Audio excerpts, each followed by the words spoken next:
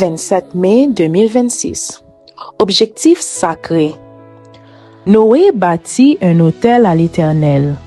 Il prit de tous les bêtes pures et de tous les oiseaux purs, et il offrit des holocaustes sur l'autel. Genèse chapitre 8, verset 20. Quand nous sommes arrivés pour le déjeuner du samedi, le couple d'octogénaires nous a fait entrer dans le salon où, ravis, ils nous ont montré une table magnifiquement dressée avec un délicieux petit déjeuner. Une surprise que leurs enfants et petits-enfants avaient préparée pour leur 61e anniversaire de mariage. Puis le mari, avec ses cheveux blancs et son sourire habituel, m'a interpellé.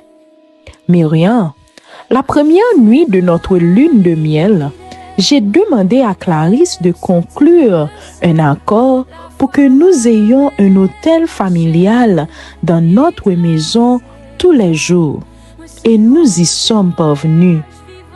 Il est certain que la complicité, le respect et l'unité que l'on observerait au sein de la famille, ainsi que la crainte de Dieu de la part de tous, était due à cette habitude sacrée que, dès le premier jour, ils avaient instituée dans la famille. Quel objectif béni, n'est-ce pas? Noé et sa famille étaient dans l'arche depuis des mois. Au moment opportun, un ange descendit du ciel, ouvrit la lourde porte du bateau et leur dit de sortir. Imaginez leur enthousiasme après tant de temps sans voir le ciel et le soleil. Mais Noé n'oublia pas le plus important.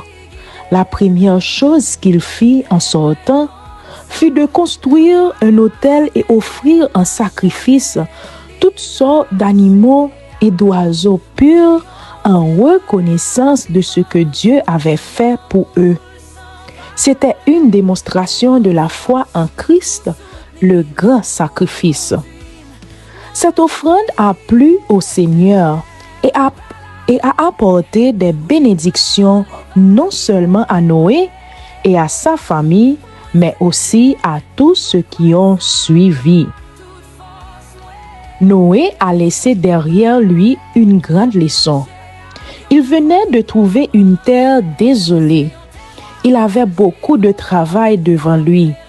Mais avant de se préparer une maison, il a pris soin de construire un autel à Dieu.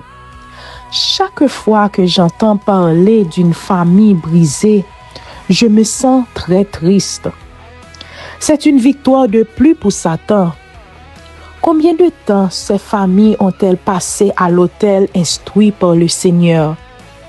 Un peu? Pas du tout. Le pratique du culte familial est un trait distinctif des familles chrétiennes, surtout à une époque où les forces du mal veulent nous empêcher de nous préparer pour le ciel. Avez-vous un autel dans votre famille? Si ce n'est pas le cas, commencez dès aujourd'hui cette pratique qui vous aidera, vous et votre famille, à prendre des décisions aux conséquences éternelles. Ma chérie.